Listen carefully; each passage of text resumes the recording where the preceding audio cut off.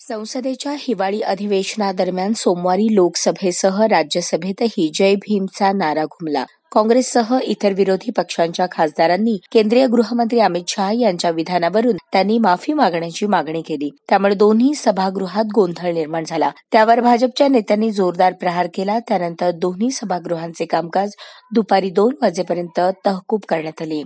मागील काही दिवसांपासून केंद्रीय हिवाळी अधिवेशन चालू असून या अधिवेशनामध्ये संसदेच्या दोन्ही सभागृहात संविधानावर चांगलीच चर्चा रंगलेली असताना बुधवारी राज्यसभेत केंद्रीय गृहमंत्री अमित शहा यांनी समान नागरी कायदा या विषयावर बोलत असताना गृहमंत्र्यांनी डॉ. बाबासाहेब आंबेडकर यांच्याबद्दल वादग्रस्त असे विधान करीत दोन्ही सभागृहामध्ये एकच गोंधळ उडाला. राज्यसभेत बोलताना गृहमंत्री अमित शहा डॉ.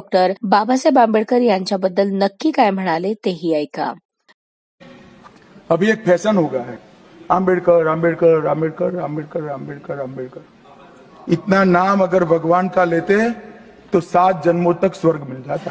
मग काय, अमित शहा यांचे वक्तव्य समोर येताच विरोधकांनी भाजपला टार्गेट करत सभागृहात जय भीमचा नारा द्यायला सुरुवात केली. सभापतीने दुपारी 2 पर्यंत सभागृहाचे कामकाज तहकूब करण्याचा निर्णय घेतला.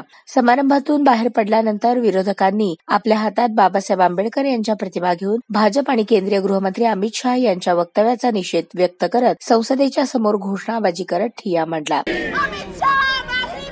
माफी मांगो, माफी मांगो, अमित शाह माफी मांगो, माफी मांगो, माफी मांगो। संविधान नहीं चलेगा, नहीं चलेगा, नहीं चलेगा। संविधान नहीं चलेगा, नहीं चलेगा, नहीं चलेगा।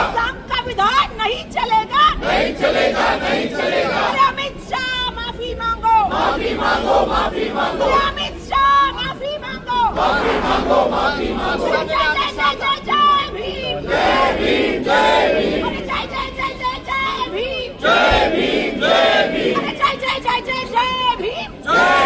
जय भीम। भारत रत्न डॉक्टर बाबासाहेब आंबेडकरांचा, भारत रत्न डॉक्टर बाबासाहेब आंबेडकरांचा।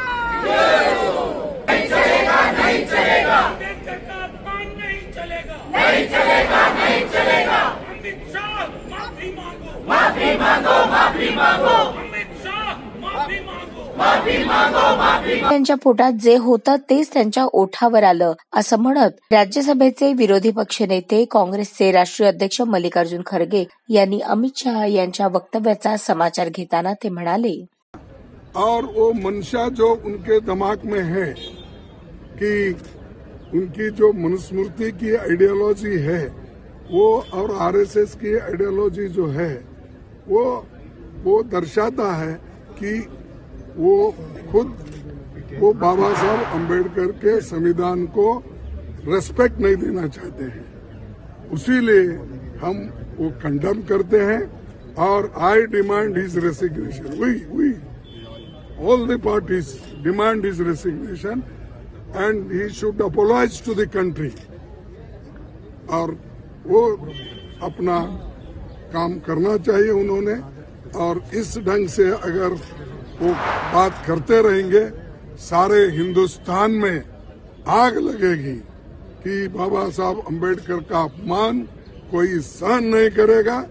अगर उनको अपने जगह से इस्तीफा देना चाहिए, और ऐसे अपमान कोई पार्टी कोई देश का आदमी स्वीकार नहीं करता। Thank you.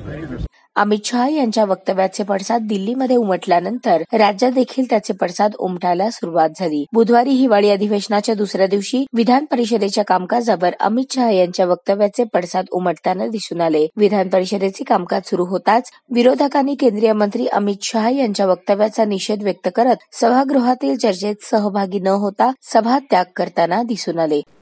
संसदेचं पण अधिवेशन चालू आहे आणि या संसदेच्या अधिवेशनामध्ये देशाचे गृहमंत्री यांनी काल भाषण करताना सभागृहात बोलताना डॉक्टर बाबासाहेब आंबेडकरांच्या विषयी काही भूमिका व्यक्त केली. सभापती महोदय,